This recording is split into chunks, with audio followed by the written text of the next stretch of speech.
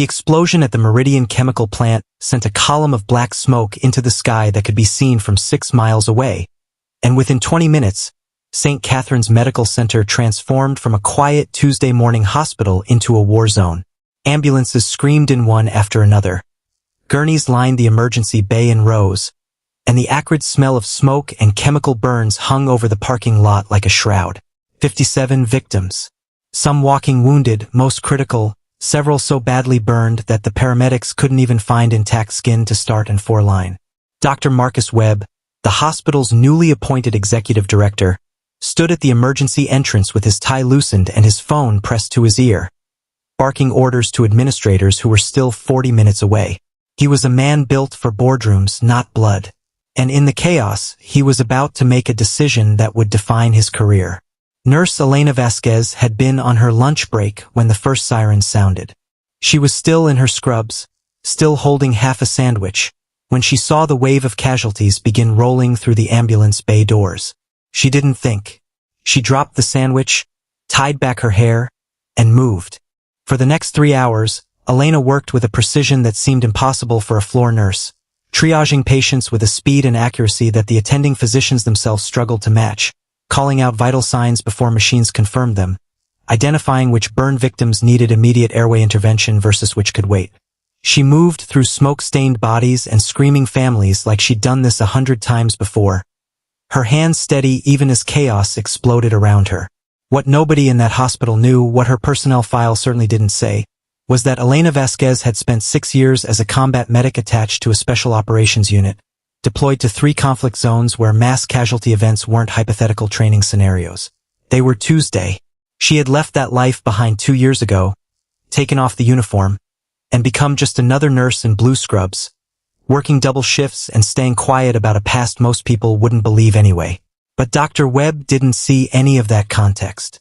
What he saw, at 11:47 that morning, was a nurse who had walked past 2 supervising physicians and begun making unilateral triage decisions, reassigning a patient from critical to delayed, which meant redirecting scarce resources away from a burn victim everyone assumed was dying, toward a quieter patient in the corner who Elena insisted was crashing internally.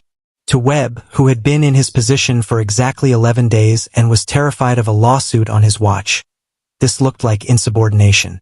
It looked like a nurse playing doctor. It looked like liability. He didn't ask why. He didn't check her file. He simply turned to hospital security, in front of exhausted doctors and terrified families, and said the words that would ripple through the entire building. Get her badge. She's suspended. Effective immediately. Elena didn't argue. She didn't explain herself.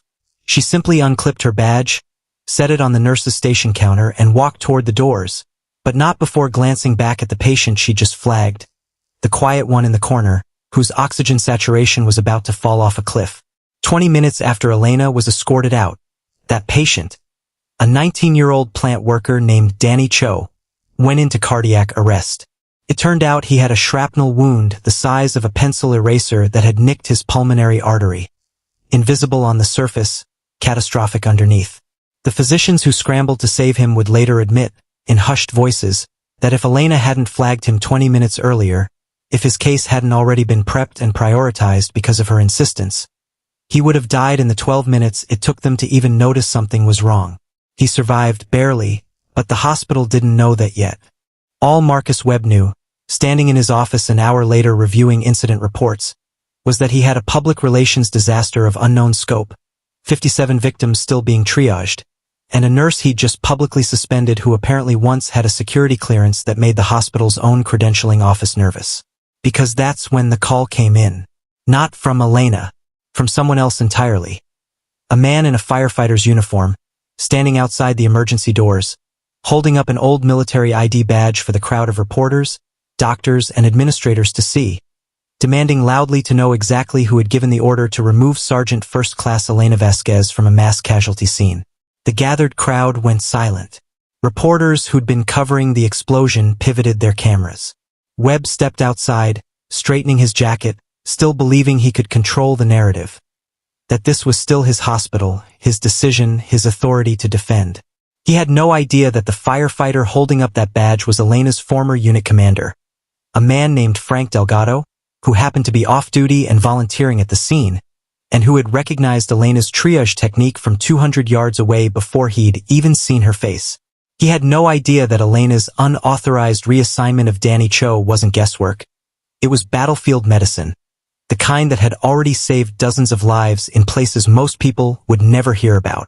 And he had no idea that in the next 10 minutes, in front of cameras, colleagues, and a shell-shocked emergency room full of survivors, the full weight of who Elena Vasquez really was would come crashing down on him, along with the very real possibility that his 11-day-old position as executive director was about to become the shortest tenure in St. Catherine's history. Elena, meanwhile, was sitting in her car in the parking lot, hands still trembling slightly, not from fear, but from the adrenaline crash that always came after triage work, the same crash she'd felt a dozen times overseas. She wasn't thinking about her job. She was thinking about Danny Cho, wondering if anyone had caught what she'd seen. She had no idea that outside, a scene was unfolding that would change everything. That the quiet, understated woman who'd spent 2 years trying to disappear into an ordinary life was about to be seen, fully, for the first time since she'd hung up her uniform. If you're feeling the tension building already, hit that subscribe button now, because Chapter 2 is where the truth doesn't just come out. It explodes. Frank Delgado didn't wait for permission to speak. He'd spent 6 years watching Elena Vasquez work triage in conditions that made a chemical plant explosion look almost manageable. Dust storms, incoming fire, patients arriving faster than they could be counted. And he was not about to stand quietly while a hospital administrator with 11 days of experience destroyed her career over a decision that had just saved a 19-year-old's life. "You want to know who gave her the authority to make that call?" Frank said, his voice carrying across the ambulance bay, badge still raised high enough for the gathering crowd of reporters, nurses, and shaken family members to see clearly. The United States Army gave her that authority. 3 combat deployments gave her that authority. The fact that she saved more mass casualty victims than anyone in this building combined gave her that authority. Marcus Webb opened his mouth to respond, but nothing came out. He glanced at the badge, an old military identification card, weathered at the edges, Elena's photo younger but unmistakable, her rank and unit designation printed in stark black text. Sergeant First Class Elena Vasquez. Combat médic spécialiste. 2 bronze stars. A Purple Heart she'd apparently never once mentioned to a single person at St. Catherine's. The emergency room doors opened behind Webb and Dr. Patricia Rinaldo, the hospital's chief of emergency medicine, a woman who'd been buried in triage decisions for the last 2 hours and had only just heard about the suspension, stepped outside with her own phone in hand. "Marcus," she said, and there was an edge in her voice that made the crowd go quieter. "Danny Cho just coded. Pulmonary artery nick from shrapnel. We caught it because Elena flagged him 20 minutes before it happened. If she hadn't reassigned his priority, he'd be dead right now, not in surgery." She let that sink in before continuing. "You suspended the only person in this building who saw it coming." Webb's face had gone pale, the kind of pale that comes when a person realizes in real time that the story they thought they were controlling has already run away from them. Reporters were scribbling notes. A nurse near the doors had started recording on her phone. And somewhere in that crowd, Elena had gotten out of her car and was walking back toward the building, drawn by the commotion, not yet understanding that she was walking directly into becoming the center of it. When she appeared, the crowd noticeably shifted, parting slightly, eyes moving between her blood-stained scrubs and the badge Frank was still holding aloft. "Sergeant," Frank said, lowering his arm and looking at her with something between pride and old, familiar exhaustion. The look of a commander who'd trusted this soldier with impossible decisions and never once been let down. "Ma'am," Elena replied quietly, an old habit slipping back into place before she could stop it, and something about that single word, the reflexive respect, the discipline underneath the exhaustion, told everyone watching exactly what kind of person they'd been looking at without ever truly seeing her. Webb finally found his voice, though it came out smaller than he intended. "I didn't know," he said. "Nobody told me. Nobody had to tell you." Dr. Rinaldo cut in, not unkindly but firmly. "You had 57 victims and a nurse making triage calls faster than any resident on staff, and instead of asking why, You assumed the worst and made a decision based on ego, not information. That's not leadership, Marcus.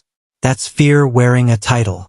The words landed hard, not because they were cruel, but because everyone standing there, the reporters, the nurses, the shaken family members still waiting on news of their loved ones, understood immediately that she was right. What happened over the following hour reshaped not just Marcus Webb's understanding of his own hospital, but the entire culture of how St. Catherine's would operate going forward. Danny Cho came out of surgery stable, and the surgeon who'd repaired his pulmonary artery would later say, on record, that the 20-minute head start Elena had given them was the single deciding factor in his survival. 2 other patients, it turned out, had also been triaged by Elena in ways that diverged from initial assessments, both correctly, both under scrutiny for exactly the kind of split-second, high-stakes judgment that combat medicine trains into a person until it becomes instinct rather than thought. The hospital board, informed within hours by a chief of emergency medicine who refused to let the story be quietly buried, launched an immediate review, not of Elena's conduct, but of the suspension itself, and of the decision-making process that had allowed a brand-new administrator to override clinical judgment during an active mass casualty event without consulting a single physician. Marcus Webb didn't lose his job that day, but he came remarkably close, and the humility forced on him in that parking lot would follow him for the rest of his tenure. A permanent, uncomfortable reminder that authority without understanding is just another kind of danger. He reinstated Elena's badge personally, in front of the same crowd that had watched him suspend her, and for the first time since the explosion, he actually asked her a question instead of issuing an order. How did you know? About Danny Cho, about all of it. How did you see what nobody else did? Elena considered the question for a long moment, glancing toward the emergency doors where Danny Cho's family had just been allowed in to see him. Because I've done this before, she said simply. In places where there was no room for a wrong guess. You learn to see it or people die. I never stopped seeing it. I just stopped talking about it. It wasn't triumphant. It wasn't a speech. It was just the truth, delivered the same way she delivered everything. Quietly, precisely, without asking for credit. But it was enough. The hospital didn't just reinstate her. They created a new position specifically around her expertise, a mass casualty response coordinator role that would ensure no triage decision during a crisis would ever again be second-guessed by someone unqualified to make it. Frank Delgado, watching from the edge of the crowd, allowed himself a small, satisfied smile, the kind reserved for watching someone finally get seen for who they'd always been. Elena Vasquez walked back through those emergency doors not as a suspended nurse, but as exactly what she'd always been underneath the scrubs. A soldier who never stopped saving lives, whether anyone was watching or not.